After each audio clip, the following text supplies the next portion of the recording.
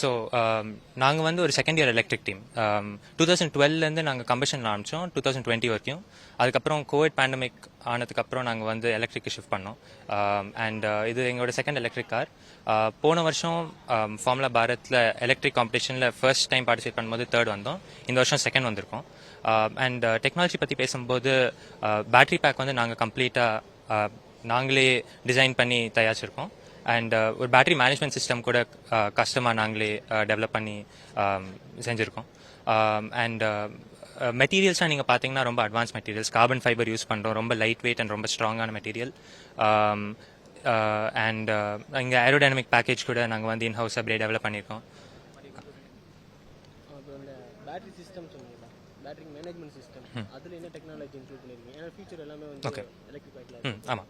இதில் நீங்கள் என்ன மாதிரி? ஓகே, ஸோ பேட்டரிஸில் நீங்கள் பார்த்தீங்கன்னா இப்போது கரண்ட் இண்டஸ்ட்ரியில் நிறைய இஷ்யூஸ் இருக்குது. நிறைய பேட்டரி ஃபயர்ஸ்லாம் நாங்கள் பார்க்குறோம் நியூஸில்.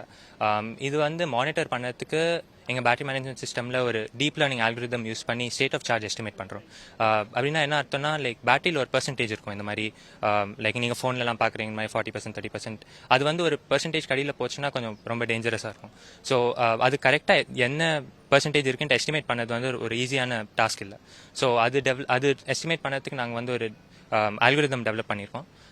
அண்ட் அதுக்கு மேலே நாங்கள் வந்து இப்போது ஐஐடி மெட்ராஸில் ஒரு சக்தி ப்ராசஸர்ன்ட்டு டெவலப் பண்ணியிருக்காங்க. ஒரு indigenous micro processor, India's first indigenous micro processor. அது யூஸ் பண்ணி அதோட டெக்னாலஜியோட ஹெல்ப் எடுத்துன்னு நாங்கள் வந்து நிறைய ஆல்கரிதம்ஸ் டெவலப் பண்ணி இந்த காரில் இம்ப்ளிமெண்ட் பண்ணியிருக்கோம். ஸோ இந்த மாதிரி நிறைய டெக்னாலஜிஸ் நாங்கள் வந்து கண்டினியூஸாக டெவலப் பண்ணுறோம். இண்டஸ்ட்ரியோட கொலாபரேட் பண்ணி நிறைய ப்ராஜெக்ட்ஸ் செய்கிறோம். ஸோ இந்தியாவில் எலக்ட்ரிக் ரேஸ் கார் இதான் ஃபஸ்ட்டு நீங்கள் ஃபர்ஸ்ட் எலக்ட்ரிக் ரேஸ் கார்னு சொல்ல முடியாது. நிறைய வேறு அதர் யூனிவர்சிட்டிஸ்லேருந்து கூட டீம்ஸ் இருக்காங்க. ஸோ இந்த எல்லா டீம்ஸும் வந்து ஃபார்முலா பாரத்தில் பார்ட்டிசிபேட் பண்ணுவாங்க. And formula Bharat and other international காம்படிஷனில் பார்ட்டிசிபேட் பண்ணுவாங்க. ஸோ அங்கே வந்து லைக் சார்ட் ஆஃப் இந்த காம்படிஷனால் இந்த ஃபார்முலா ஸ்பிரிட் வந்து க்ரோ ஆகுது. அண்ட் இந்த என்ஜினியரிங் ஸ்பிரிட் வந்து நிறைய காலேஜஸில் வந்து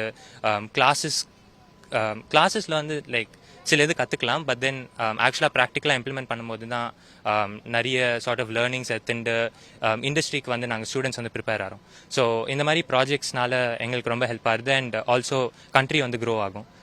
ஏன்னா லைக் சொன்ன மாதிரி நிறைய இது வந்து ப்ராக்டிக்கலாக இம்ப்ளிமெண்ட் பண்ணும்போது தான் கற்றுக்க முடியும். So yeah